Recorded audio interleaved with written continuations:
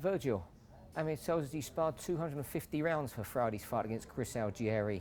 What was the thinking behind that? You know what? I don't think we sparred 250 rounds.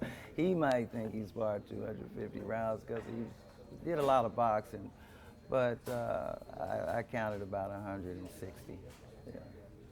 But to the fighter, it always seems much more. So I'm not surprised he said that, and he'll probably argue with me about it. But I actually document him. So still 160 rounds is a hell of a lot of rounds to do in camp, isn't it? Well, you know, you have hard rounds, you have tactical rounds, you have drill rounds where they're not even punches thrown, but strategy worked on. So a lot of the rounds are not, he probably had about 110 rounds of actual combat, but a lot of the other things were working on things. When he first joined you, there was criticism of Amir and yourself, and the last year he's been in the best form of his career. Do you both get personal satisfaction out of that you're shutting people up? No, I don't take anything personal because it's the nature of the sport. So, you know, to shut somebody up prematurely because you are starting to turn into the fighter that I believed you could turn into, that's kind of like doing him wrong, because what I'm saying is you have arrived. But what you did, you should be doing. And but there's another couple of levels that he can attain, and that's where my head is. Once he fights, so that's it. I go on to the next one.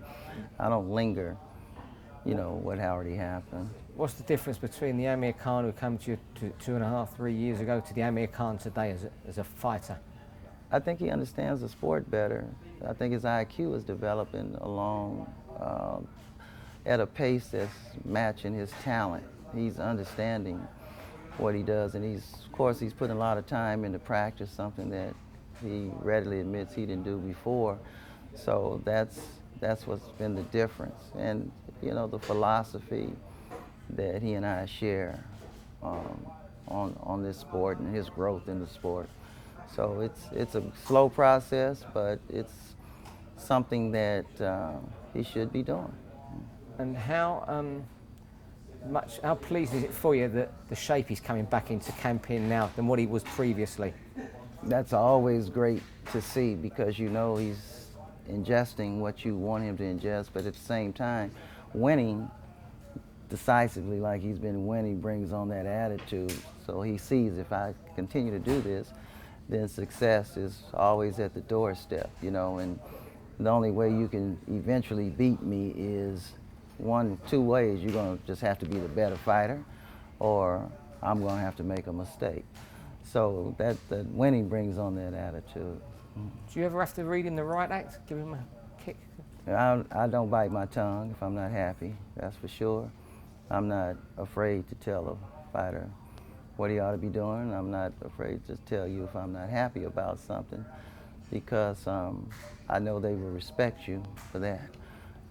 Sometimes trainers can get tongue-tied because they're getting a fat check, you know, but I'm going to earn every penny of mine, you know. When was the last time you had to give him a roasting? Last week. What was that for? He just did a couple things that I didn't think it should have happened. He got touched a couple times, and I didn't think he should have got touched with what he got touched with. So I was ready to pull him out the ring, but he said, let me have another round, and he corrected it. So that's good communication. And Chris Algieri, tough opponent. Yes. Mm-hmm. What does he bring? Well, he brings a lot unknown. I mean, you have to ask yourself, truly, who is he?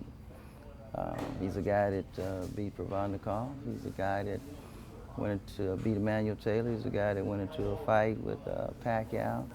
Showed different dimensions. But I keep in mind that the dimensions that he showed one dimension that pulled a fight out for him. He showed another dimension that he lost a fight terribly. So you have to ask yourself, who is he? So then you have to prepare for that.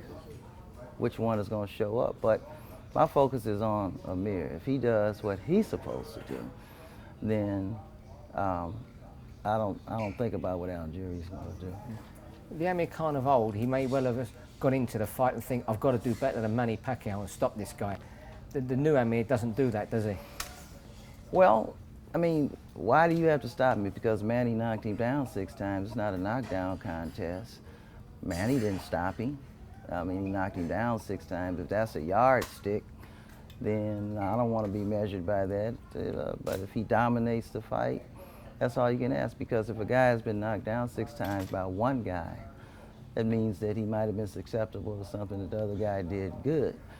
But he's going to learn from that also, you see. So he's not going to be as easy to knock down the next time. Or he could say, well, that was Manny Pacquiao who knocked me down, and he's better than Amir Khan. So I don't expect him to knock me down and end up getting knocked out.